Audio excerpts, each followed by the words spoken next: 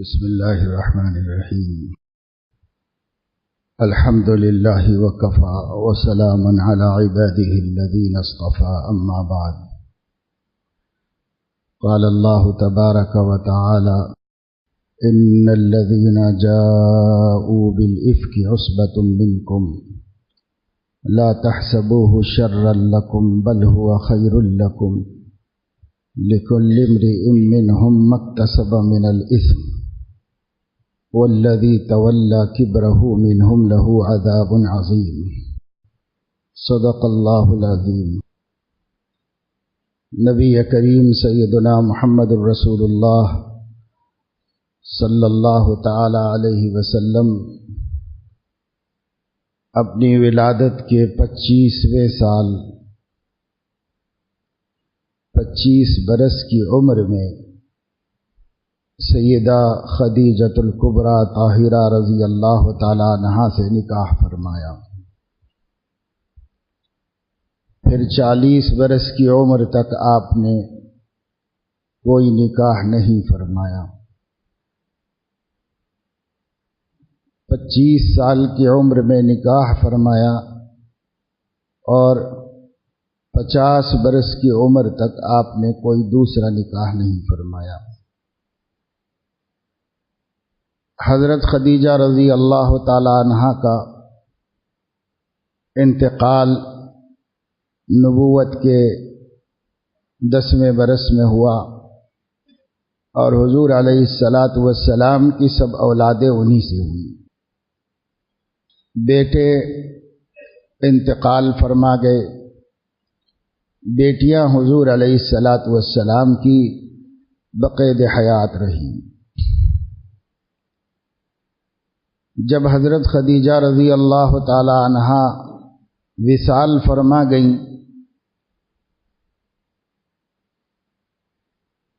تو گھر میں موجود بیٹیوں کی طرف سے آپ فکر مند رہے،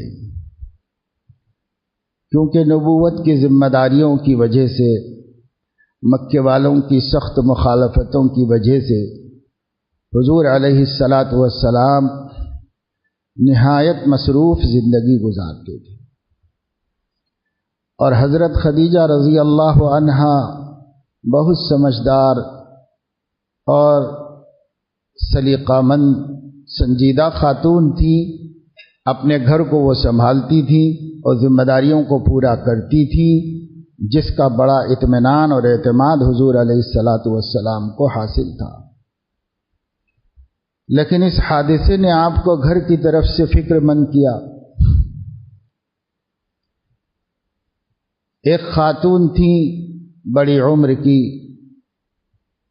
بہت سمجھدار اور حضور علیہ السلام سے اچھے تعلقات رکھتی تھی. حضرت خولہ رضی اللہ تعالی عنہا انہوں نے خود سے آپ کو توجہ دلائی کہ آپ نکاح فرمائیں اور گھر کا کچھ انتظام ہو. آپ صلی اللہ علیہ وسلم کے سامنے انہوں نے 2 رشتے پیش کیے. ایک حضرت سودا بنت زمعہ رضی اللہ تعالی عنہا کا، جو بیوہ تھی اور بڑی عمر کی تھی، اور ایک صدیقہ عائشہ رضی اللہ تعالی عنہا کا، جو کم سن تھی اور آپ کے دوست کی بیٹی تھی. حضور علیہ السلام کو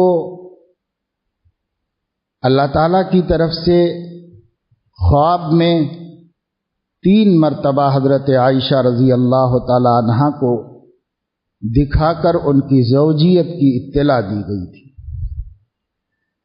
جبرائیل علیہ السلام ایک ریشم کے کپڑے میں حضرت عائشہ رضی اللہ تعالی عنہا کی تصویر یا ان کو پیش کرتے تھے.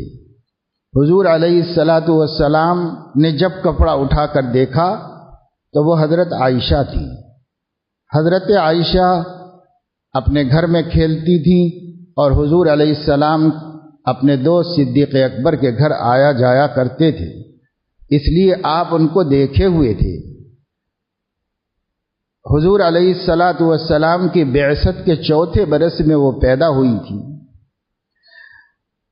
جب آپ نے کپڑا اٹھا کر دیکھا تو وہ صدیقہ عائشہ تھی، اور فرشتہ آپ سے یہ کہتا تھا یہ آپ کی زوجہ ہے دنیا اور آخرت میں، ھذہ زوجتک فی الدنیا والآخرہ، یہ دنیا میں بھی آپ کی زوجہ ہے اور آخرت میں بھی آپ کی زوجہ ہے۔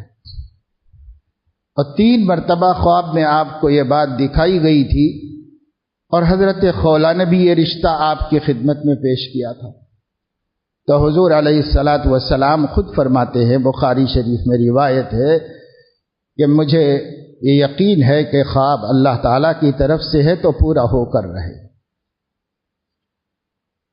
اس لیے دونوں سے بات کرنے کا حضرت خولہ ہی کو آپ نے حکم دیا، آپ ہی بات کرو ان لوگوں سے۔ چنانچہ حضرت خولہ نے حضرت سودا بنت زمعہ کے سامنے آپ کا پیغام نکاح پیش کیا، انہوں نے اس کو سعادت سمجھ کر قبول کیا۔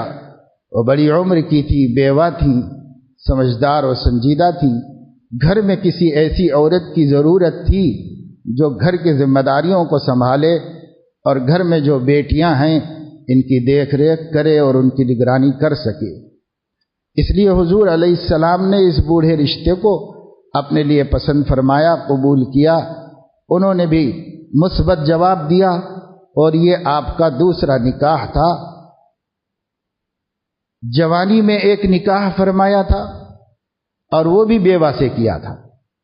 حضرت خدیجہ 2 شوہروں سے بیوہ تھی اور صاحب اولاد بھی تھی، لیکن ان کے اخلاق، ان کی طہارت، ان کی پاک دامنی اور مکہ معظمہ کے تمام شہر کے اندر ان کی بڑی عزت، اس کو ترجیح دی، اور حضور علیہ الصلاۃ والسلام نے اپنی رفیق حیات بنانے کے لیے اس کا انتخاب کیا، جس کا لقب ہی طاہرہ تھا۔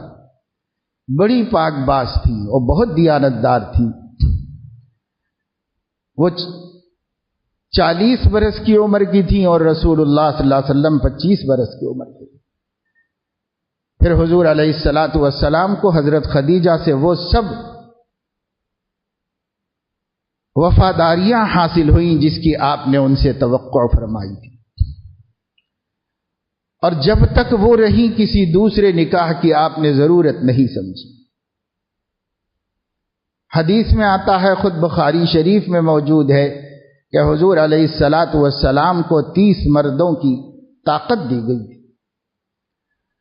اور ایک دوسری روایت میں ہے کہ آپ کو جنت کے 40 مردوں کی طاقت دی گئی تھی، اور جنت میں ایک مرد کی طاقت 100 مردوں کے برابر ہے۔ گویا اللہ کے نبی صلی اللہ علیہ وسلم اس دنیا میں 4000 مردوں کی طاقت کے ساتھ زندہ تھے، اور کم از کم 4000 نکاح کرنے کا حق رکھتے تھے۔ لیکن حضور علیہ السلام کی پوری جوانی ڈھلی ایک بیوہ عورت کے ساتھ، اور اپنے بچوں کی پرورش کرتے ہوئے اور امت کی دعوت اور خدمت کرتے ہوئے۔ پھر حضور علیہ الصلاۃ والسلام کو جب ضرورت پڑی تو ایک اور بیوہ سے آپ نے نکاح فرما لیا، اور ایک نکاح حضرت عائشہ رضی اللہ تعالی عنہا کا جو حضرت خولہ نے پیش کیا تھا، اس کا بھی آپ نے انہیں مکلف بنایا کہ تم بات کرو ان کے والد سے۔ چنانچہ وہ گئیں۔ حضرت ابو بکر گھر میں نہیں تھے، حضرت ام رومان تھیں۔ ان سے پوچھا کہ اللہ کے نبی صلی اللہ علیہ وسلم نے آپ کی بیٹی کے لیے پیغام بھیجا ہے۔ وہ بہت خوش ہوئی اور کہنے لگے یہ تو ہمارے لیے سعادت کی بات ہے اور بڑی خوشی و مسرت کی بات ہے۔ پھر صدیق اکبر رضی اللہ تعالی عنہ گھر میں آئے، ان کے سامنے یہ بات رکھی گئی۔ انہوں نے کہا کہ ہے تو یہ بڑی سعادت کی بات، لیکن بھتیجی سے ان کا نکاح کیسے ہو سکے گا؟ کیونکہ حضور علیہ السلام نے حضرت ابو بکر کو اپنا منہ بولا بھائی بنا لیا تھا، اور عربوں میں یہ دستور تھا کہ جس کو منہ بولا بیٹا بنا لیتے اسے حقیقی بیٹا سمجھتے تھے، اور جسے بھائی بنا لیتے اسے حقیقی بھائی سمجھتے تھے، اور ظاہر ہے کہ بھتیجی سے نکاح ہو نہیں سکتا۔ اس لیے صدیق اکبر کو یہ کھٹک ہوئی کہ جب آپ نے مجھے اپنا بھائی بنا لیا ہے تو یہ تو بھتیجی ہوئی، اس کا نکاح کیسے ہوگا؟ یہ بات جا کر کے حضرت خولہ نے حضور علیہ السلام کو نقل کی کہ وہ لوگ خوش تو ہیں لیکن ان کو یہ کھٹک ہے۔ حضور علیہ السلام نے فرمایا کہ ہوا اخی فی الاسلام، وہ میرے مسلمان بھائی ہیں، حقیقی بھائی نہیں ہیں، اور رشتوں کا تعلق خون سے ہوتا ہے، وہ خونی کوئی رشتہ نہیں ہے، اس لیے ان کی بیٹی سے میرا رشتہ ہو سکتا ہے۔ چنانچہ جب انہوں نے آ کر یہ مسئلہ بتایا تو صدیق اکبر بہت خوش ہوئے اور راضی ہو گئے، لیکن ایک دوسرا مسئلہ ان کے سامنے تھا کہ حضرت عائشہ کی رشتہ داری اس سے پہلے جبیر بن مطعم سے طے ہو گئی تھی۔ اس کا مطلب آپ سمجھ سکتے ہیں کہ عرب میں کس عمروں میں نکاح کیا جاتا تھا۔ لوگوں نے خامخواہ اسے ایک ہوا بنایا۔ حضور علیہ السلام کے پیغام سے بھی پہلے حضرت عائشہ کا رشتہ ایک مشرک جبیر بن مطعم سے طے ہو چکا تھا۔ طے ہوئے رشتے کو کیسے توڑا جائے؟ تو حضرت ابو بکر مطعم بن عدی کے گھر گئے اور ان کے پاس جا کر یوں سوال کیا کہ بھئی وہ عائشہ کے بارے میں تمہارا اب کیا خیال ہے؟ بہت پہلے رشتہ طے ہو گیا تھا، اب کیا خیال ہے؟ انہوں نے اپنی بیوی سے کہا، بولو بھئی تمہارا کیا خیال ہے؟ تو وہ بھی بیوی کہنے لگی اب ہمارا ارادہ نہیں ہے، اس لیے کہ آپ لوگ مسلمان ہو گئے ہو، اگر ہم آپ کی بیٹی کو بہو بنا کے لائیں گے تو مسلمان کا قدم ہمارے گھر میں پڑے گا، ہم اس کو پسند نہیں کرتے۔ تو حضرت ابو بکر نے مطعم سے پوچھا کہ وہ تو تمہاری بیوی کا خیال ہے، تمہارا کیا خیال ہے؟ کہ لگے جو اس نے کہا وہی میں بھی سمجھتا ہوں۔ تو یہ رشتہ خود بخود ختم ہو گیا اور حضرت ابو بکر بہت خوشی کے ساتھ تشریف لائے، اور حضرت ابو بکر رضی اللہ عنہ نے حضرت خولہ سے کہا کہ اللہ کے نبی کو یہاں ہمارے گھر بلا لے آؤ، اور حضور علیہ السلام جب تشریف لائے تو صدیق اکبر نے خود خطبہ نکاح پڑھا اور 500 درہم میں صدیق کائنات کا رسول اکرم صلی اللہ علیہ وسلم سے عقد ہوا۔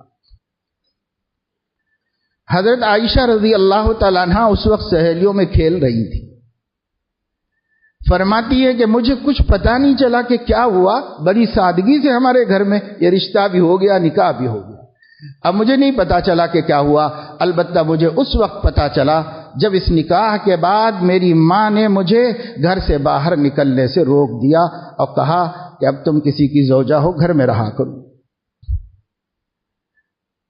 آج کل ہم لوگ دیکھتے ہیں کہ رشتے ہو جاتے ہیں اور منگیتر کے ساتھ باقاعدہ گھومنا پھرنا بھی چلتا رہتا ہے، اور اس کو جہاں چاہے بھیجا جاتا ہے، پڑھنے کے لیے بھی بھیجا جاتا ہے، گھومنے کے لیے بھی بھیجا جاتا ہے، بلکہ اس پڑھنے گھومنے کی خاطر 1-2 سال انتظار کیا جاتا ہے رشتوں کا۔ اور یہ تہذیب کی بات ہے کہ رشتہ ہو گیا، نکاح ہو گیا تو ماں نے بیٹی سے کہا بیٹی باہر نہیں گھوما کرو، گھر میں رہا کرو، حالانکہ وہ عمر سہیلیوں کے ساتھ کھیلنے اور جانے کی تھی، لیکن اس کے باوجود ان کو روکا گیا۔ یہ اسلامی تہذیب ہے۔ مسلمانوں نے یورپ کے کلچر کو گلے لگایا ہے اور اسلام کی تہذیب کو گھر سے نکال باہر کیا ہے۔ یہ آج ہماری سب سے بڑی بدنصیبی کی بات ہے۔ بہرحال اس وقت حضرت عائشہ رضی اللہ تعالیٰ عنہ کی عمر 7 سال کی تھی یا اس سے بھی کم تھی۔ پھر حضور علیہ السلام 3 سال اور مکہ مکرمہ میں رہے، پھر ہجرت فرمائی۔ ہجرت کر کے جب مدینہ منورہ تشریف لائے اور آنے کے بعد ابتدائی کچھ مسائل و مراحل میں آپ مصروف رہے۔ جب مسجد نبوی شریف کی تعمیر کا کام ہوا تو آپ نے اپنے گھر والوں کے قیام کا بھی انتظام کیا۔ حضرت ابو بکر نے بھی اپنا گھر بنا لیا۔ جب یہ لوگ مکے سے چلے تھے تو تنہا رازدارانہ طور پر نکلے تھے، ان کا گھر بھی وہیں تھا، ان کے گھر والے بھی وہیں تھے، صرف دونوں رازدارانہ طور پر وہاں سے نکلے تھے۔ اس لیے اب گھر والوں کو بلانا تھا تو صدیق اکبر رضی اللہ تعالی عنہ نے ایک شخص کو، عبداللہ بن اریقت کو، اپنے بال بچوں کو لانے کے لیے بھیجا۔ حضور علیہ السلام نے زید بن حارثہ کو اپنے بال بچے لانے کے لیے بھیجے۔ یہ لوگ مکہ مکرمہ پہنچے اور عبداللہ نے حضرت ابو بکر کی بیوی ام رومان کو اور ان کی 2 بیٹیاں اسما اور عائشہ کو لیا اور وہ مدینے کی طرف آئے، اور زید ابن حارثہ حضرت سودا کو اور حضور علیہ السلام کی 2 بیٹیاں حضرت رقیہ اور ام کلثوم کو لے کر مدینہ منورہ، حضرت ام کلثوم اور حضرت فاطمہ کو لے کر مدینہ منورہ آئے، اور اس طرح مدینہ منورہ میں آپ کے خاندان پہنچ گئے۔ مدینہ منورہ کی زمین جو تھی وہ بہت سنگلاخ تھی، اور حضور علیہ السلام کی تشریف آوری سے پہلے زہریلی ہوا تھی، باہر کے لوگ آ کر وہاں رہ نہیں پاتے تھے، بیمار ہو جاتے تھے۔ ابو بکر صدیق مکے کی آب و ہوا چھوڑ کر مدینے میں آئے، اور مدینے کی آب و ہوا انہیں بنی نہیں، ان کی طبیعت بہت ناساز ہو گئی۔ جب ان کے گھر والے ہجرت کر کے مدینہ آئے تو حضرت عائشہ نے حضرت ابو بکر کی بڑی خدمت کی۔ آہستہ آہستہ حضرت ابو بکر کی صحت تو اچھی ہو گئی، لیکن حضرت عائشہ بیمار پڑ گئی۔ پھر حضرت ابو بکر نے ان کی تیمارداری کی۔ جب حضرت عائشہ کی بھی صحت ہو گئی تو حضرت ابو بکر نے حضور علیہ الصلاۃ والسلام سے عرض کیا کہ کیا یہ ممکن نہیں کہ آپ اپنی امانت اپنے گھر لے جائیں؟ تو حضور علیہ السلام نے اس وقت رخصت کرا کے حضرت عائشہ کو اپنے گھر لے آئے، اور صدیقہ عائشہ رضی اللہ تعالیٰ عنہا کی اس وقت میں عمر 9 یا 10 برس کی تھی۔ عرب میں اس عمر میں نکاح ہوتے تھے، اور عربوں کی صحت اتنی اچھی تھی کہ اس عمر میں باقاعدہ نکاح اور رخصتیاں بھی ہو سکتی تھیں اور ہو جاتی تھی۔ یہ 1400 سال پہلے کی بات ہے۔ اس زمانے کے اندر بھی کچھ برس پہلے بچیاں بالغ ہو جاتی تھی تو ان کے نکاح کر دیے جاتے تھے۔ ہماری بہن صاحبہ کا نکاح 17 برس کی عمر میں ہوا، ہماری والدہ کا نکاح 15 برس کی عمر میں ہوا، ہماری نانی کا نکاح 13 برس کی عمر میں ہوا۔ 13 سال کی تھی اور ماشاءاللہ بڑی لمبی عمر پائی اور کثیر العیال رہی اور بہت اچھی زندگی گزاری۔ کم عمری میں صحتیں اس زمانے میں اچھی تھیں، اور صحتیں اچھی ہونے کی وجہ سے اس پہ نکاح کرنا گھر والے خود اپنے فخر کی بات سمجھتے تھے۔ اس کو بعد کے لوگوں نے تماشا بنایا، حقیقت میں یہ کوئی تماشا نہیں تھا، عربوں کے لیے یہ کوئی عجیب بات نہیں تھی۔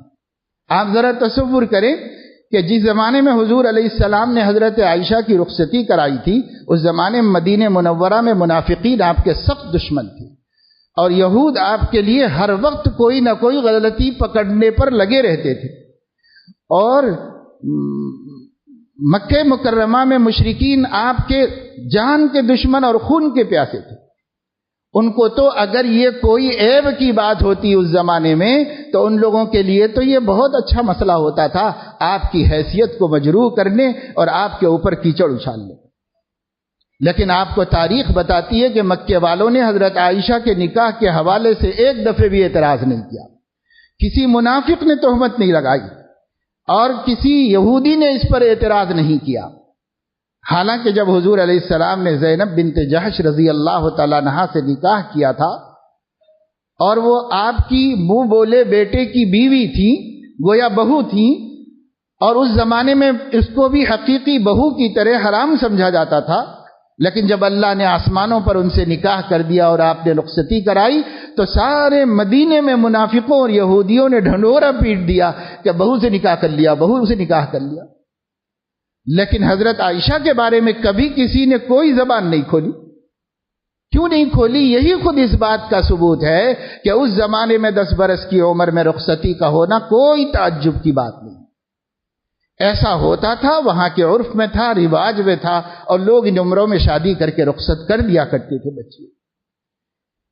ہاں، سب سے پہلے اس آخری زمانے کے عیسائیوں نے اس کو ایشو بنایا آپ کی ذات گرامی کو بدنام کرنے کے لیے، تو بہت سارے مسلمان بھی اس کے اندر بہہ گئے، اور ان لوگوں نے بھی اپنی زبان و قلم کا اس پر استعمال کیا۔ بد نصیبی کی بات تھی، باقی اگر تاریخ کو پڑھتے تو کبھی اس پر ایک حرف اعتراض کی گنجائش نہیں۔ حضرت عائشہ رضی اللہ تعالیٰ عنہا صحت مند بھی تھی، سمجھدار بھی تھی، بہت ذہین تھی، علماء فرماتے ہیں کہ صحابہ میں کوئی اتنا ذہین نہیں تھا، نہ مردوں میں نہ عورتوں میں، جتنی ذہین حضرت عائشہ رضی اللہ تعالی۔ بچپن سے اپنی زندگی کا ایک ایک واقعہ سناتی، ایک ایک واقعہ یاد رکھی ہوئی۔ جس زمانے میں وہ گڑیاں کھیلا کرتی تھی، اس زمانے میں حضور علیہ السلام اپنے دوست کے گھر میں گئے اور حضرت عائشہ کی گڑیاں دیکھیں کھلونے، تو اس میں ایک گھوڑا بھی تھا اور گھوڑے کو پر تھے۔ حضور علیہ السلام نے حضرت عائشہ سے کہا، جب ان کی عمر 3-4 برس کی تھی، حضور علیہ السلام نے فرمایا کہ عائشہ یہ کیا ہے؟ انہوں نے کہا یہ گھوڑا ہے۔ فرمایا گھوڑے کے بھی کہیں پر ہوتے ہیں؟ فوراً برجستہ کہنے لگی حضرت سلیمان کے گھوڑے کو تو تھے۔ یہ تھی ان کی ذہانت اور یہ تھی ان کے گھر کی اپنی دینی معلومات، جو حضرت عائشہ رضی اللہ تعالیٰ عنہ کو کھیلنے کے زمانے میں معلوم۔ حضور علیہ السلام مسکرائے، خوش ہوئے ان کی حاضر جوابی اور ان کی ذہانت سے۔ کچھ وجوہات تھیں جن کے لیے اللہ پاک نے حضور علیہ السلام کی کل بیویوں میں اس ایک بیوی کو کنواری اور کم سن آپ کے گھر میں پہنچایا۔ حضرت عائشہ فخر کرتی تھیں، حضور کی بیویوں میں میری کچھ خصوصیات ہیں، ان میں ایک خصوصیت یہی ہے کہ سب بیوہ ہیں پچھلے شوہروں سے، اب میں کسی کا بستر نہیں بنی، حضور علیہ السلام سے پہلے سیدھے حضور علیہ السلام کے گھر میں آئی۔ یہ خصوصیت اللہ نے مجھے عطا فرمائی۔ میرے والد اور والدہ دونوں سب سے پہلے ایمان لانے والے ہیں۔ میں جب پیدا ہوئی اور آنکھ کھولی تو اپنے والدین کو دین اسلام پر دیکھا۔ یہ سب کو حاصل نہیں ہوا، یہ شرف مجھے حاصل ہوا۔ حضرت عائشہ رضی اللہ تعالیٰ عنہا فرماتی ہیں کہ میں وہ واحد بیوی ہوں جس کے لیے رشتہ آسمانوں پر طے ہوا اور حضور علیہ السلام کو خواب میں دکھایا گیا کہ یہ آپ کی زوجہ فی الدنیا والآخرہ۔ اب میں وہ واحد بیوی ہوں جس کے ماں باپ کو ہجرت کرنے کا شرف حاصل ہوا ہے۔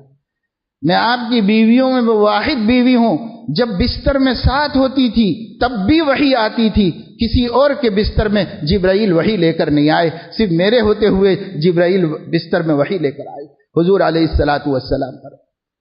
میں وہ واحد بیوی ہوں جس کا لعاب حضور علیہ السلام کے جسم مبارک میں داخل ہوا ہے، اس طور پر کہ مرض الوفات میں جب ان کے بھائی عبد الرحمن مسواک کرتے ہوئے آئے تو حضور علیہ السلام نے مسواک ان کے ہاتھ میں دیکھی، حضور صلی اللہ علیہ وسلم نے تو رغبت ظاہر کی۔ حضرت عائشہ نے پوچھا کہ آپ مسواک کرنا چاہتے ہیں؟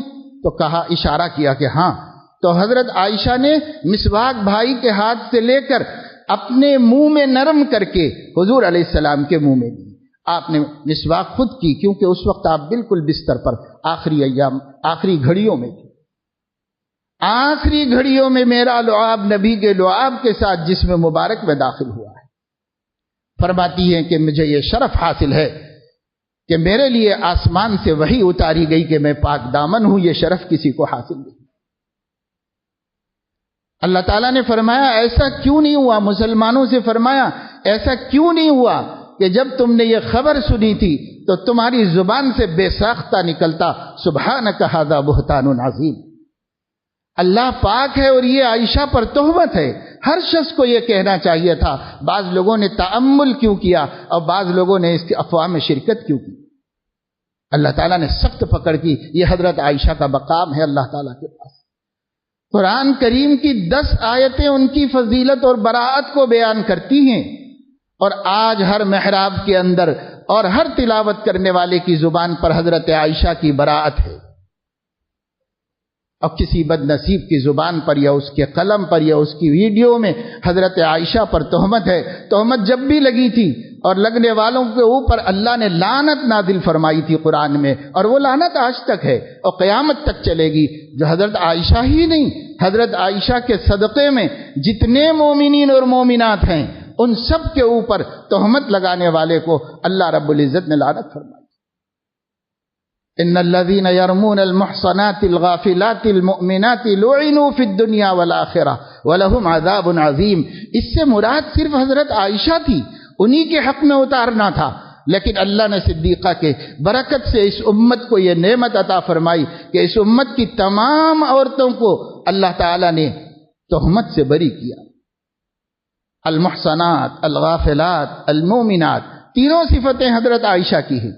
آیت ان کے حق میں اتری ہے، بجائے حضرت عائشہ کا نام لے کر اتارنے کے، اللہ پاک نے تمام امت کی محسنات، غافلات، مومنات کو اس میں شامل کیا۔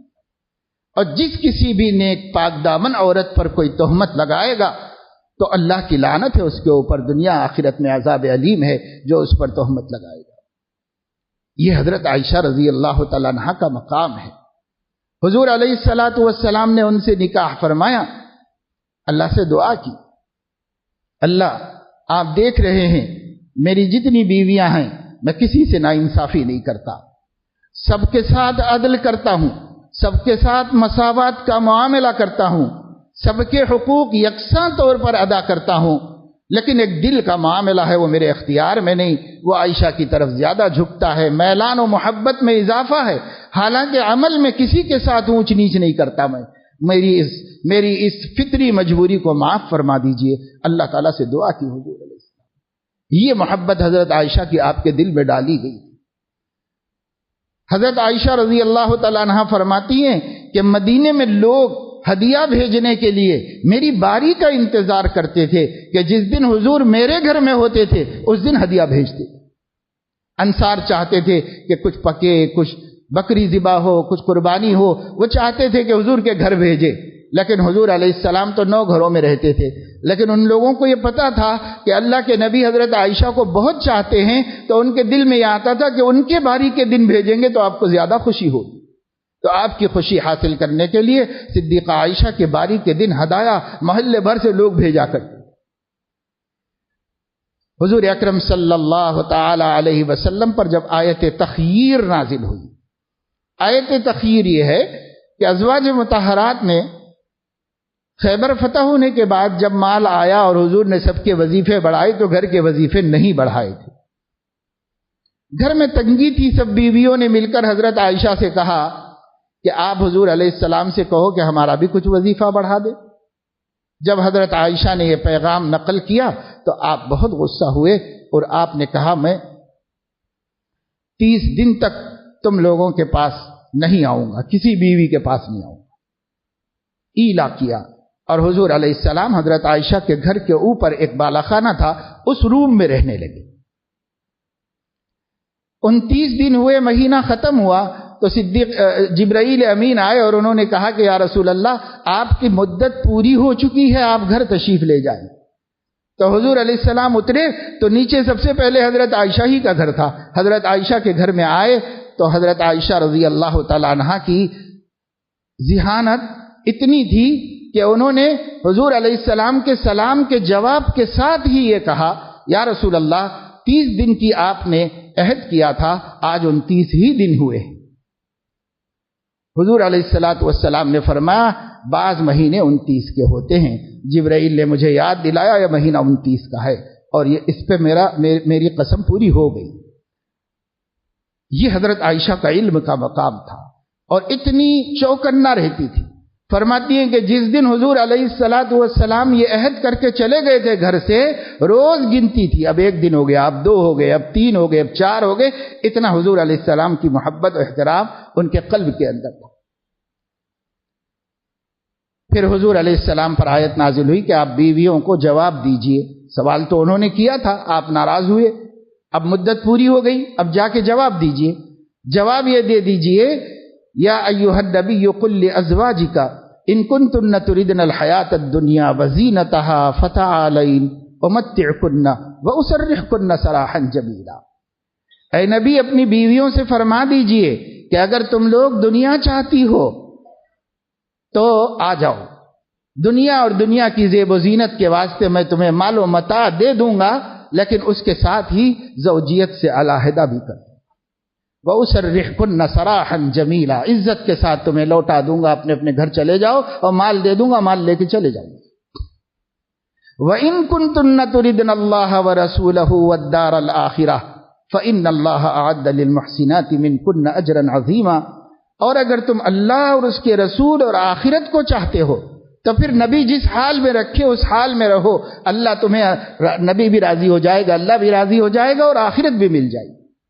یہ تھی آیت تخییر، یعنی تم اس میں سے کوئی اختیار کر لو، 2 آپشن تمہارے سامنے، مال دولت اور خوشحال زندگی گزارنا چاہتی ہو تو تو ہم مال و دولت دیں گے مگر وہ نبی کی بیوی نہیں رہ سکے گی، اور اگر نبی کی بیوی بن کر رہنا چاہتی ہو، آخرت کا اجر چاہتی ہو، تو پھر تم اختیار کر لو، ہمارے گھر میں تو تنگی رہے گی، بھائی ہم تو جس طرح جی رہے ہیں اسی طریقے سے دنیا میں جی رہے ہیں، بیویوں کو بھی ساتھ دینا پڑے۔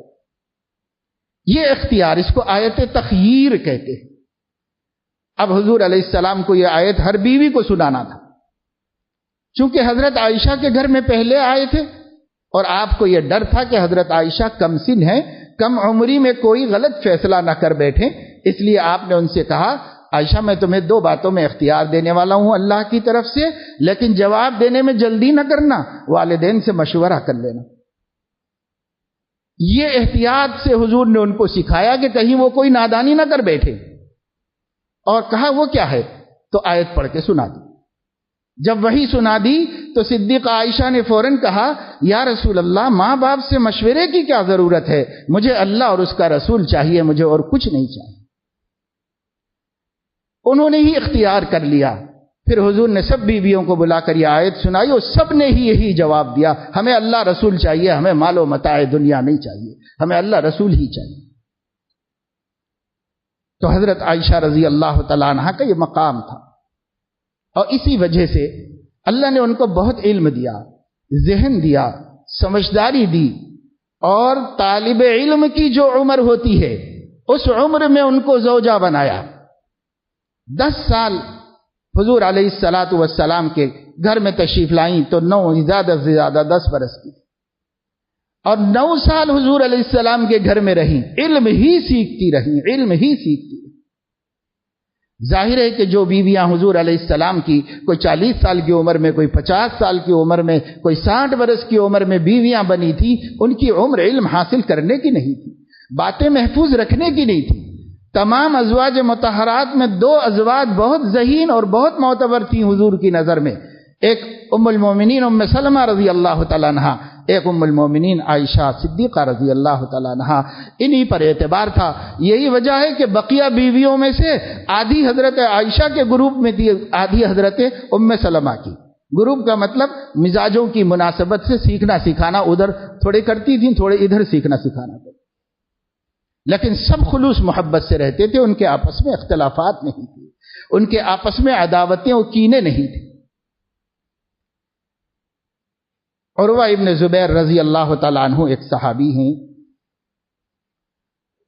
حضرت عائشہ رضی اللہ تعالیٰ عنہ کے بھانجے بھی ہیں، اور حضرت عائشہ نے ان کو منہ بولا بیٹا بھی بنا لیا تھا، اس لیے کہ حضرت عائشہ کو اولاد نہیں۔ اپنی بڑی بہن حضرت اسما کے بیٹے کو اپنا بیٹا بنا لیا تھا، ان کا نام ہے عروہ۔ حضرت اسما کو اور بھی اولاد تھی۔ حضرت عروہ ابن زبیر رضی اللہ تعالی عنہ، حضرت اسما کے شوہر کا نام زبیر ہے۔ یہ صحابہ میں وہ عظیم المرتبت صحابی ہیں جو حضرت عائشہ رضی اللہ تعالی عنہا کے علوم کے امین ہیں۔ جتنی حدیثیں حضرت عائشہ سے احادیث کے ذخیرے میں آئی ہیں، اکثر کے راوی حضرت عروہ ابن زبیر ہیں، کیونکہ وہ بیٹے بھی تھے، بھانجے بھی تھے، منہ بولے بیٹے تھے۔ انہوں نے سب سے زیادہ علم سیکھا، اور انہوں نے سب سے زیادہ روایت کی حضرت عائشہ رضی اللہ تعالیٰ عنہا سے۔ حضرت عروہ ابن زبیر کی شہادت ہے، وہ قسم کھا کر کہتی ہیں، حضرت عروہ ابن زبیر قسم کھا کر کہتے ہیں کہ میں نے کسی کو حضور علیہ السلام کے صحابہ میں علم کے اعتبار سے، عقل کے اعتبار سے، حلال و حرام کی واقفیت کے اعتبار سے، قرآن کی تفسیر کے اعتبار سے، احادیث کی باریکیوں کو واقفیت کے اعتبار سے، علم شعر کے اعتبار سے، لغت عرب کے اعتبار سے، نسب کے علم کے اعتبار سے حضرت عائشہ سے بڑھ کر خدا کی قسم کسی کو نہیں پایا۔ عالم بالقرآن، عالم بالسنہ، حلال و حرام کا علم، اور فرائض یعنی میراث کا علم، اور شعر و سخن کا علم، عربی ادب و بلاغت کا علم، اور نسب کا علم، اور حدیث عرب یعنی تاریخ عرب کے علم میں ان سے بڑھ کر کسی کو نہیں پایا۔ یہ شہادت ہے ایک بہت بڑے عالم کی۔ اس سے آپ حضرت عائشہ رضی اللہ تعالیٰ عنہ کے علوم کا اندازہ کر سکتے ہیں۔ ابو موسیٰ اشعری رضی اللہ تعالیٰ عنہ یمن کے تھے، ابتدائی مسلمانوں میں سے ہیں، حضور علیہ الصلاۃ والسلام سے بہت علم حاصل کیا ہے، پورے قبیلے کے بڑے عالم سمجھے جاتے ہیں، محدثین فرماتے ہیں فقہائے مدینہ میں ان کا شمار ہوتا ہے۔ یہ ابو موسیٰ اشعری رضی اللہ تعالیٰ عنہ فرماتے ہیں کہ میں نے اللہ کے رسول، ہم اللہ کے رسول کے صحابہ، ہم اللہ کے رسول کے صحابہ کے سامنے کوئی حدیث اس کا مطلب سمجھنے میں ہمیں مشکل میں ڈال دیتی اور ہم اسے حضرت عائشہ کے سامنے پیش کرتے تو ہم نے کبھی نہیں دیکھا کہ ان کے پاس اس کا حل موجود نہ ہو۔ کس کو؟ کبار صحابہ، بڑے بڑے صحابہ کے بارے میں فرما رہے ابو موسیٰ اشعری، وہ خود بڑے صحابی۔ میں نے اصحاب رسول کے کبار کو، بڑے درجے کے صحابہ کو دیکھا، کوئی حدیث سمجھنے میں مشکل پیش آتی اور ہم حضرت عائشہ کے پاس جا کے دستک دیتے اور کہتے یہ حدیث سمجھ میں نہیں آئی۔ کبھی ایسا نہیں ہوا کہ انہوں نے حل نہیں کر کے دیا، ہمیشہ ان کے پاس کوئی نہ کوئی حل موجود ہوتا۔ کبھی وہ اپنے علم سے کسی دوسری روایت اور آیت سے وضاحت کرتی تھی، کبھی اپنے اجتہاد سے وضاحت کرتی تھی، جسے کبار صحابہ قبول کرتے تھے، مشائخ صحابہ قبول کرتے تھے۔ یہ ایک صحابی کی شہادت ہے ان کے علم کے بارے میں۔ عطا ابن ابی رباح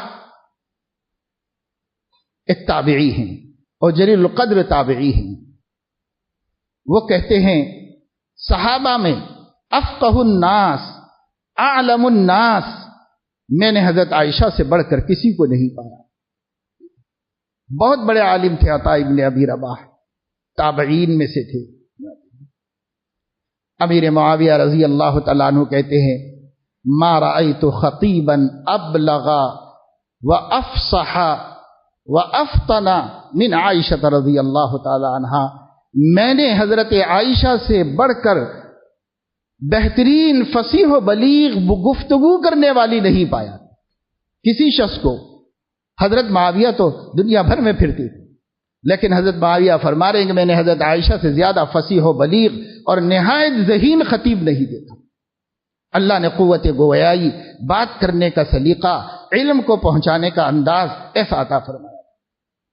یہ سب اللہ تعالیٰ نے ان کو شان عطا فرمائی تھی، جس کی وجہ سے حضرت عائشہ کو بڑی فضیلت حاصل ہوئی۔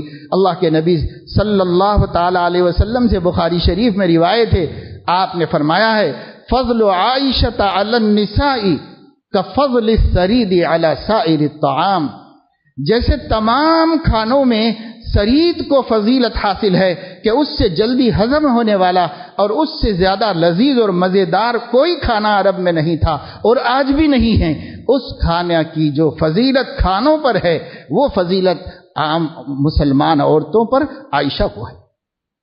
یہ حضور علیہ الصلاۃ والسلام کی شہادت ہے، وہ صحابہ تابعین کی تھی، یہ حضور علیہ السلام کی۔ اللہ نے ان کو بڑا مقام و مرتبہ عطا فرمایا تھا۔ حضور علیہ الصلاۃ والسلام ان کے سینے مبارک کو ٹیک لگا کر کے اپنی روح اللہ تعالیٰ کے حوالے کی۔ حضرت عائشہ فرماتی ہیں جس وقت نبی نے آخری سانس لی اور ملک الموت نے آپ کی روح قبض کی رفیق اعلیٰ کے پاس لے جانے کے لیے، تو اس وقت حجرے میں میں تھی، میرے آقا تھے اور ملک الموت اور چوتھا کوئی نہیں۔ حضور علیہ الصلاۃ والسلام کی صحت جب بہت ناساز ہونے لگی، بخاری کے مطابق 14 یا 13 دن بیمار رہے اخیر میں آپ، تو ان میں سے آخری ہفتے میں آپ نے اپنی تمام ازواج کو جمع کیا اور جمع کر کے ان سے پوچھا کہ میری اب بہت ہمت نہیں ہے گھر گھر جانے کے لیے، روزانہ ایک کے گھر آنے کی، اب مجھے ہمت نہیں محسوس ہو رہی، میں کسی ایک جگہ رہنا چاہتا ہوں اور میرا جی یہ چاہتا ہے کہ میں عائشہ کے ہاں آخری دن گزار لوں، آپ لوگ اگر اجازت دے، کیونکہ یہ بیویوں کا حق تھا۔ آپ سمجھ سکتے ہیں ایک سے زائد بیوی رکھنے والوں کا آج کیسا عالم ہے، اور ذرا دیکھیے اس حال میں بھی نبی بیویوں کو بلا کر ان سے اجازت طلب کر رہے کہ تمہارا حق ہے اگر تم اجازت دے دو، حالانکہ اللہ نے نبی کو قرآن میں اس کی اجازت دی تھی کہ وہ نابرابری کر سکتے ہیں اپنی بیویوں میں، اس کی اجازت نبی کو دی تھی۔ امت پر حرام ہے نابرابری کرنا دو بیویوں کے درمیان، دو یا دو سے زائد، امت پر حرام ہے اور برابری واجب ہے، لیکن نبی کو اختیار دیا گیا تھا کہ آپ کے لیے ہم یہ رعایت کرتے ہیں، لیکن اس کے باوجود نبی اس وقت بھی بیویوں کو بلا کے پوچھ رہے ہیں اگر آپ لوگ اجازت دے دیں تو میں عائشہ کے ہاں رہ جاؤں باقی دن جو زندگی کے ہیں۔ سب نے خوشی سے اجازت دی، سب نے خوشی سے اجازت دی۔ آپ پھر آخری ایک ہفتہ پورا حضرت عائشہ کے حجرے میں رہے، اور یہ شرف بھی صدیقہ کو حاصل ہوا کہ انہی کے حجرے میں اللہ کے نبی کی آخری آرام گاہ بنی، جو صبح قیامت تک وہی نبی آرام فرماتے تھے۔ یہ ساری خوبیاں اور یہ ساری فضیلتیں اور یہ مقامات اور یہ مرتبے حضرت عائشہ رضی اللہ تعالیٰ عنہا کو حاصل ہیں۔ اللہ پاک نے ان کو بعد میں نبی کے بعد لمبی عمر عطا فرمائی، غالباً سن 67 ہجری میں وفات پائی ہے۔ حضور علیہ السلام کی وفات کے وقت 18 برس کی تھی۔ اس کھڑی جوانی میں وہ دوسرا نکاح بھی نہیں کر سکتی تھی، اس لیے کہ ام المومنین تھی۔ ام المومنین ہونے کی وجہ سے کسی اولاد سے نکاح نہیں کر سکتی تھی، اس وجہ سے وہ پوری زندگی تقوی، طہارت، پاکیزگی اور پرہیزگاری کے ساتھ گزاری۔ اب 50 برس نبی کے بعد صدیقہ عائشہ نے نصف صدی دنیا میں گزاری ہے، صرف علم نبی کا فیضان کرتی رہی، علم نبی کا فیضان کرتی رہی۔ لوگ آتے تھے، قرآن سمجھتے تھے، حدیثیں سمجھتے تھے، مسائل سمجھتے تھے، عورتیں آتی تھیں، تعلیم و تربیت پاتی تھیں، اور حضرت عائشہ سب کی سرپرست تھی اور سب کی سرپرستی کیا کرتی۔ بڑی خیرات کرنے والی، نہایت دیالو تھی۔ عروہ ابن زبیر کہتے ہیں ایک مرتبہ میرے سامنے 70,000 درہم آئے اور اپنے پلو میں لے کر اس کو اسی وقت خیرات کیا، یہاں تک کہ جب وہ ختم ہو گئے تو پلو جھٹک دیا وہیں پر، اور دنیا سے مال دل چھڑا لیا اور اپنی چادر جھٹک لی۔ ایک مرتبہ آپ کی خدمت میں 1,00,000 درہم بھیجے گئے۔ جب 1,00,000 درہم آئے تو حضرت عائشہ نے خادمہ سے کہا محلے میں اعلان کرو ضرورت مند آ کر پیسہ لے جائیں۔ ضرورت مند آتے رہے، لے جاتے رہے، آتے رہے، لے جاتے رہے، اور سارے 1,00,000 درہم ختم ہو گئے۔ تب خادمہ نے کہا سحر افطار کے لیے میں کیا بناؤں؟ فرمایا کہ کیا بناؤ، کچھ تو نہیں ہے۔ کہنے لگے اپنے لیے کچھ نہیں رکھا آپ نے، آج 1,00,000 درہم خیرات کیے، آپ صبح بھی افطار سحر بغیر سحری کے رکھے ہوئے ہیں، افطار کے لیے 2-3 درہم تو رکھ لیتے۔ فرمایا اب کیوں یاد دلاتی ہے، جب یاد دلاتی تو شاید روک لیتی میں، اب تو سب دے چکی، سب خیرات کر دیا۔ ایسی خیرات کرنے والی تھی، جو آتا جس کا دکھ درد سنتی تھی اس کے لیے جو ممکن ہے کرتی، خدمت خلق میں لامثال تھی عورتوں کے اندر۔ اللہ تعالیٰ نے ان کو یہ مقام عطا فرمایا۔ بھائی آج کسی بد نصیب کو یہ سوج رہا ہے کہ وہ ہماری ماں رسول اللہ کی محبوبہ ام المومنین صدیقہ عائشہ رضی اللہ تعالیٰ عنہا کی شان میں گستاخی کر کے ہمارے دلوں کو ٹھیس پہنچائے اور اپنے دلوں کو خوش کر لے، تو ان کی بد نصیبی کی بات ہے۔ لیکن ہماری بھی بد نصیبی یہ ہے کہ ہم نہیں جانتے کہ ہماری ماں کون ہے اور کیسی، نہیں جانتے۔ اس کا نتیجہ ہے کہ کالج میں پڑھنے والے کئی بچے حضرت عائشہ سے بدگمان ہو رہے ہیں، کیونکہ ان کے شیعہ دوست ان کو اس بارے میں غلط باتیں پہنچا رہے ہیں۔ اور ماں نے کچھ نہیں بتایا کہ ام المومنین کون ہے، باپ نے کچھ نہیں بتایا کہ ام المومنین عائشہ کون ہے، اور کوئی خاندان والوں نے نہیں سکھایا۔ یہ ہماری مظلوم نسل 30-40 برس کی عمر تک پہنچی ہوئی، کالجز میں پڑھ کر، کانوینٹ سے کالج تک میشنری کے ماحول میں رہ کر، جنہوں نے اللہ کو نہیں جانا، رسول کو نہیں جانا، نہیں تہذیب سیکھی، انہوں نے رہ کر شیخ کے گھر میں پلے، کالج کے چکر میں مرے، صاحب کے دفتر میں۔ یہ 100 سال پہلے اکبر الہ آبادی نے انگریزی شوق کو دیکھ کر کہا تھا، اکبر الہ آبادی نے انگریزی کا شوق دیکھ کر کہا تھا، نہیں تہذیب سیکھی انہوں نے، رہ کر شیخ کے گھر میں پلے، کالج کے چکر میں مرے، صاحب کے دفتر میں، یہی سب زندگی کرتے رہے، اور نہیں معلوم ہے کہ اولاد کدھر جا رہی، کہاں جا رہی۔ ایک صاحب آئے تھے، کئی برس پہلے کی بات ہے، کہنے لگے کہ میری سرکاری ملازمت تھی اور ساری عمر جو ہے تبادلوں میں ادھر سے ادھر پھرتا رہا، اور اچھی تعلیم کے لیے بچوں کو یہاں رکھا، ماشاءاللہ بچے اچھا پڑھے لکھے قابل ہوئے ہیں، اور بچے تو اچھے ہیں اور اچھے عقیدوں پر ہیں، لیکن میں اب ریٹائرڈ ہو کے آیا ہوں تو چھوٹا بچہ میرا وہ حضرت ابو بکر کو گالیاں دیتا ہے، حضرت عمر کو برا بھلا کہتا ہے۔ میں اس کو منع کرتا ہوں بیٹا ایسے نہیں کہنا چاہیے، تو وہ کہتا تم کو نہیں معلوم ہے وہ لوگ ایسے غدار تھے اہل بیت کے۔ یہ کہتا ہے۔ اب میں سمجھاتا ہوں کیا کروں کیا کروں۔ ہم نے کہا اب کیا کروں، جب چڑیا چگ گئی کھیت، اب کیا کر سکتے؟ اولاد اللہ نے دی تھی، انہیں ایمان نہیں سکھانا چاہیے تھا؟ حضور نے کب فرمایا تھا؟ 1400 سال پہلے فرمایا تھا کہ ادبوا اولادکم بحب اللہ وحب الرسول وحب اہل بیت النبی، اپنی اولاد کو اللہ کی محبت، رسول کی محبت اور نبی کے اہل بیت اطہار کی محبت پر تربیت کرو۔ ہم نے کیا محبت سکھائی؟ ہم نے کیا بتایا کہ اہل بیت کون ہوتے ہیں؟ شیعوں نے جن کو اہل بیت کہا، سارے سنی انہی کو اہل بیت سمجھ رہے ہیں، اور اہل بیت جو حقیقی ہیں ان کو چھوڑ رہے ہیں۔ وہ بھی ہیں جن کو شیعہ اہل بیت کہتے ہیں، ہم ان کو بھی اپنی آنکھوں کا تارا سمجھتے ہیں اور اپنے دل کا مداوا سمجھتے ہیں، لیکن جن کو انہوں نے چھوڑا ہے، اگر اہل سنت ان کو چھوڑ دیں گے تو نبی قیامت میں دامن پکڑیں گے۔ اور میری بقیہ اہل بیت کو تم نے کیوں نہیں مانا تھا؟ چونکہ شیعوں نے حضرت فاطمہ فاطمہ فاطمہ کا اتنا تذکرہ کیا ہے رضی اللہ تعالی عنہا وارضاہ، حضور نے فرمایا فاطمہ بضعۃ منی، میرے جسم کا ٹکڑا ہے، جو اس کو ایذا دے گا اس نے مجھے ایذا دیا ہے، اور جس نے مجھے ایذا دی ہے اس نے اللہ کو ایذا دی ہے، اور جو اللہ کو ایذا دے گا اللہ اس کو اس کے قار میں، اس کے گھر میں ذلیل کرے گا۔ ہمارے دل میں حضرت فاطمہ کی محبت ہے۔ حضرت فاطمہ کی جوتیاں بھی ہمیں مل جائیں تو ہمارے سروں کے تاج ہیں، لیکن صرف حضرت فاطمہ حضور کی بیٹی نہیں ہے، اور 3 بیٹیوں کا تذکرہ مسلمانوں نے کیوں چھوڑا؟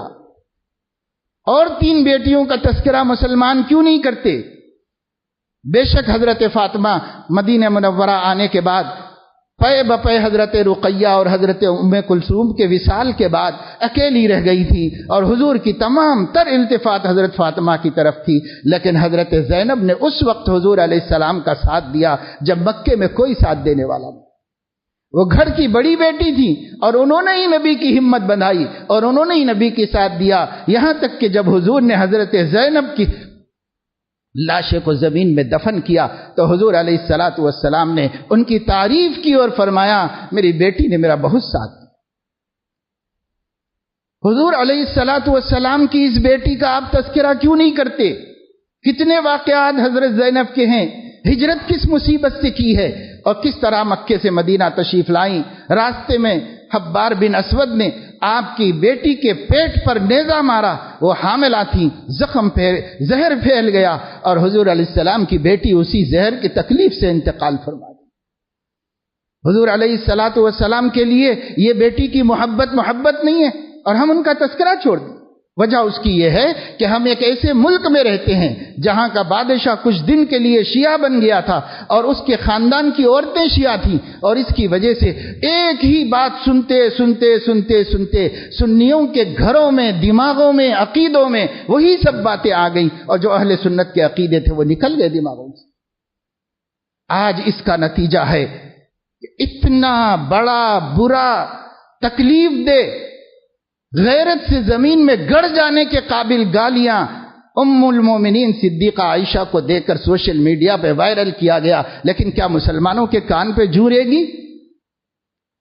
اس لیے نہیں مسلمانوں کو اثر ہوا کہ مسلمان جانتے نہیں کہ ام المومنین کون ہے، جانتے نہیں کہ وہ کس کی بیٹی ہے، جانتے نہیں کہ وہ کس کی بیوی ہے، اور جانتے نہیں کہ ہمارا ان کا رشتہ کیا ہے۔ تمہاری ماں کو گالی دے تم برداشت نہیں کر سکتے، اور تمہارے نبی کی بیوی ام المومنین کو گالی دی جائے تو لوگوں کو کوئی اثر ہی نہیں پڑا، نہ کھانے پہ اثر پڑا، نہ پینے پہ اثر پڑا، اور مسلمان اپنی جگہ مست مگن ہیں، اور مسلم نوجوان اپنے شیعہ دوستوں کی دوستی چھوڑنے کے لیے کیا اس کے بعد تیار ہیں کہ ہم آپ سے دوستی نہیں کر سکتے؟ آپ کے طبقے نے ہماری ماں کو گالیاں دی،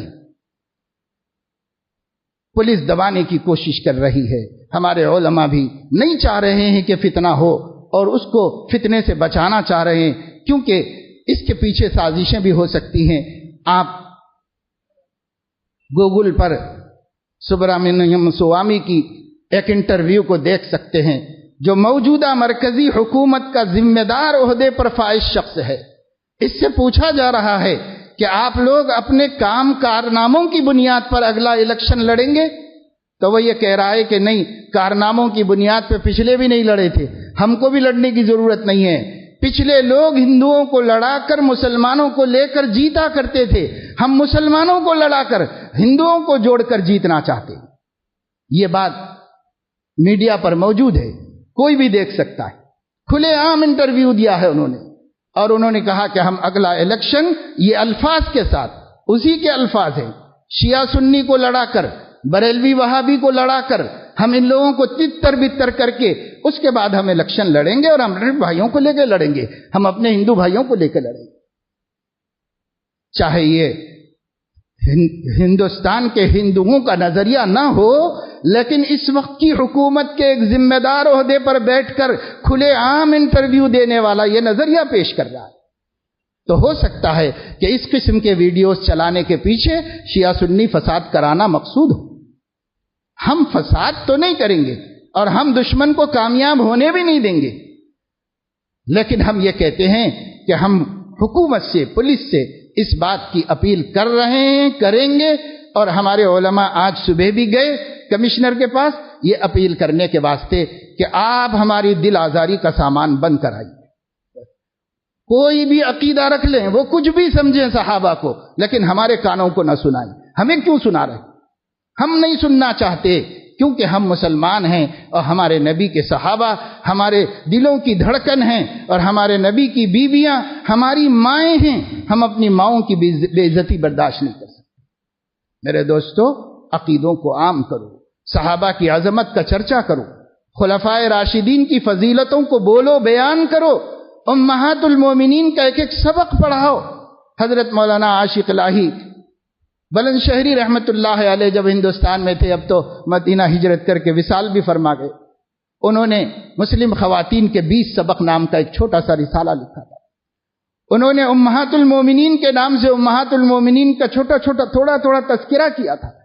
انہوں نے بنات اطہار کے نام سے حضور کی بیٹیوں کا تذکرہ کیا تھا۔ آپ حضور کی بیٹیوں کے بارے میں کچھ نہیں جانتے، اگر نام جانتے ہیں تو صرف حضرت فاطمہ کا جانتے ہیں، بس اتنا معلوم ہے کہ حضرت فاطمہ حضور کی بیٹی ہے، خود ان کی فضیلتیں بھی نہیں جانتے، اور ان کے مقام و مرتبے سے بھی واقف نہیں آتے۔ کیوں؟ اس واسطے کہ آج مسلمان کو ہر شوق ہے سوائے مذہب کے شوق، دین کا اور دین کے علم کا کوئی شوق نہیں۔ آپ کے بچے مکتب جا رہے ہیں، آپ کو اس کی کوئی پرواہ نہیں۔ آپ کے بچے اسکول پڑھنے دو، لیکن کیا دین کا علم بھی حاصل کر رہے ہیں؟ اپنے عقیدے سیکھ رہے ہیں؟ اپنی تاریخ کو جان رہے ہیں؟ آپ کو اس کی کوئی پرواہ نہیں۔ میرا بچہ اچھا پڑھا لکھا قابل ہو جائے اور دنیا میں 4 دن اچھی زندگی گزارے، چاہے قبر میں سانپ لوٹے اور چاہے حشر میں اللہ کے سامنے ذلیل ہو اور نبی منہ پھیر لیں، اور چاہے جہنم کا ایندھن بن جائے، بن جانے دو۔ اس 4 دن کی زندگی میں اسے بنگلہ چاہیے، موٹر چاہیے، اور اس 4 دن کی زندگی میں اچھی زندگی چاہیے۔ کیسے خسیس فکر کے ہو گئے ماں باپ، اور کیسے سنگ دل ہو گئے ماں باپ، اپنی اولاد کی عاقبت اور انجام کی کوئی پرواہ نہیں۔ یہ ماں باپ ہیں، ان کے سینوں میں دل ہے یا پتھر ہے؟ یہ کیسے ماں باپ اپنی اولاد کو دین سکھانے کے لیے تیار نہیں، اپنے اولاد کو صحابہ کے بارے میں بتانے کے لیے تیار نہیں، اپنے صحابہ کو امہات المومنین کے بارے میں بتانے کے لیے تیار نہیں؟ کیسے پتا چلے گا بیٹی کو، کیسے پتا چلے گا ہمارے بیٹے کو اگر ہم نہیں بتائیں گے؟ چرچا کرو میرے دوستو، دشمن ان کے خلاف چرچا کر رہا ہے، وہ اس کا دین ہے، وہ اپنے دین پہ چل رہا ہے، ہمیں کوئی اس سے لینا دینا نہیں۔ آپ کا دین کیا ہے؟ آپ بھی تو اپنے دین کا چرچا کرو، اپنے دین کو پھیلاؤ، اپنے دین کو عام کرو، گھروں میں تعلیم کتاب کی کرو، گھروں میں لوگوں کو پڑھ پڑھ کے سناؤ۔ اور میں آپ سے کہتا ہوں، بعض لوگوں سے معذرت کے ساتھ، کہ گھروں میں تعلیم کی بات آتی ہے تو بس ایک کتاب لے کے بیٹھے ہیں 100 سال سے، وہی چند باتیں بتا رہے ہیں۔ یہ کس کو معلوم ہے؟ یہ کب معلوم ہوگا؟ کیسے معلوم ہوگا؟ کیا اللہ کے نبی اتنا ہی دین لے کے آئے ہیں جتنے دین کا آپ تذکرہ کر رہے ہو، اور اس میں سے بھی چن چن کے 4 حدیثیں پڑھ کے بند کر کے رکھتے ہو؟ کیا اتنا ہی دین نبی لے کے آئے ہیں؟ کیا صرف نماز، صرف روزہ، صرف ذکر، صرف تبلیغ؟ ارے بھائی، عقیدے کیا ہیں؟ تاریخ کیا ہے؟ صحابہ کون ہیں؟ امہات المومنین کون ہیں؟ ازواج مطہرات کون ہیں؟ اس کے بارے میں کیوں نہیں کتابوں کی تعلیم ہو رہی ہے؟ اس کے بارے میں لوگ کیوں نہیں پڑھ رہے ہیں، سنا رہے ہیں؟ ایک ایک چلہ چلے جاتے ہیں، پورے چلے میں سوائے یہ چند حدیثوں کے کچھ نہیں جان کے آتے۔ اس 40 دن میں اس نوجوان غریب کو کیا کیا نہیں سکھایا جا سکتا تھا، لیکن اس کا وقت خراب کر کے اس کو پھر ویسا جیسا کا تیسا لے کر کے آتے ہیں۔ تو کوئی شکیل بن حنیف پر ایمان لا رہا ہے اور کوئی جو ہے عیسائیت کی طرف جا رہا ہے، کوئی کہیں جا رہا ہے، کوئی کہیں جا رہا ہے۔ مجھے کہنے دیجئے، میرے دل میں دکھ ہے، میں آپ کے سامنے ظاہر کرتا ہوں۔ کیا ہو رہا ہے؟ کیوں نہیں دین کا تذکرہ ہوتا ہے؟ کیوں نہیں صحابہ کے ذکر ہوتے ہیں؟ کیوں نہیں خلفائے راشدین کا تذکرہ ہوتا ہے؟ اور کیوں ہم اپنے عقیدوں کو نہیں بیان کرتے کہ سنیوں کے یہ عقائد ہیں، روافض کے یہ عقائد ہیں، ہمیں ان کے عقیدوں سے اپنے کو دور رکھنا پڑے گا؟ اس کا بیان کیوں نہیں ہوتا؟ کیوں نہیں مسجدوں کے محرابوں اور ممبروں سے دین اسلام کو پیش کیا جا رہا ہے؟ کیا پابندیاں ہیں کہ یہ بولو، یہ نہیں بولو، یہ بولو؟ عالم سب بولے، سارا دین بولے عالم، اور اگر نہیں بولتا تو کہیں منہ چھپا کے چلو بھر پانی میں ڈوب کے مرے۔ کائے کے لیے عالم بنا ہے؟ سارا علم لوگوں تک پہنچنا چاہیے۔ جب تک علم تھا ہماری قوم بھٹکتی نہیں تھی، جب سے علم ختم ہوا ہے اس جہل کے اندھیروں میں مارے مارے پھر رہی ہے۔ دین محفوظ ہے نہ عقیدہ محفوظ ہے۔ یہ میرا فریضہ ہے جو میں نے بیان کیا ہے، چاہے کسی کو اچھا لگے کسی کو برا لگے، مجھے اللہ کے سامنے کھڑے ہونا ہے اور اللہ کے نبی کو مرنے کے بعد منہ دکھانا ہے۔ وآخر دعوانا الحمد للہ رب العالمین۔